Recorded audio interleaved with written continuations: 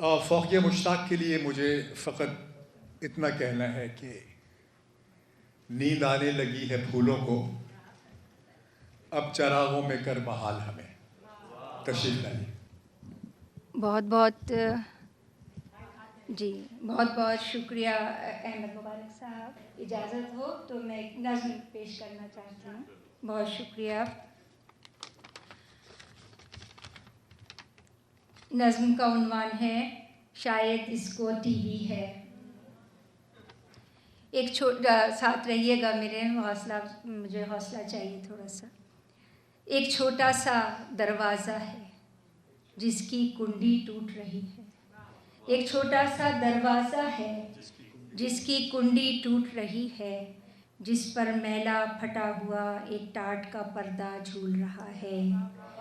जिस पर मैला फटा हुआ एक टाट का पर्दा झूल रहा है, और दरवाजे से दाखिल हो तो छोटा सा एक कच्चा आंगन, आंगन के एक कोने में फिर टाट का पर्दा लगा हुआ है। बहुत शुक्रिया। और एक तरफ कोने में बकरी बंधी हुई है जिसके पास एक टूटी कुर्सी, खाली डिब्बे, कूड़ा करकट और एक झाड़ू पड़ा हुआ है। एक तरफ कोने में बकरी बंधी हुई है जिसके पास एक टूटी कुर्सी, खाली डिब्बे, कूड़ा करकट और एक झाड़ू पड़ा हुआ है, और साथ में एक मुर्गी का दड़बा। साथ में एक मुर्गी का दड़बा, लेकिन मुर्गी चूजे लेके पूरे घर में दौड़ रही है। साथ में एक मुर्गी का दड़बा, साथ में एक मुर्गी का दड़बा, लेकिन मुर्गी चूजे लेके पूरे घर में दौड़ रही है। लेकिन मुर्गी चूजे लेके पूरे घर में दौड़ रही है। दूसरी जानिब बावर्ची खाना है जिसमें जूठे बर्तन उल्टे सीधे रखे हैं, और कालिक ने दीवारों को ढांप लिया है। और कालिक ने दीवारों को ढांप लिया है। सामने दो तारीख से कमरे, एक कमरे में तख्त के ऊपर नारंगी फूलों की चादर बिछी हुई है। सामने दो तारीख से कमरे, एक कमरे में तख्त के ऊपर नारंगी फूलों की चादर बिछी हुई है, और गिलाफ से आरी तकिए रखे हैं जिनके ऊपर तेल के धब्बे लगे हुए हैं। और गिलाफ से आरी तकिए रखे हैं जिनके ऊपर तेल के धब्बे लगे हुए हैं। उगालदान से उठती बदबू पूरे घर में फैल रही है।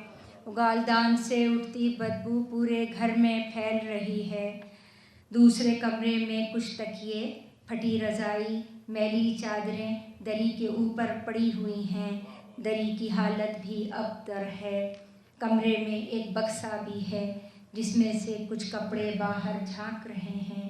धूल और मिट्टी से हर एक शय अटी हुई है। धूल और मिट्टी से हर एक शय अटी हुई है।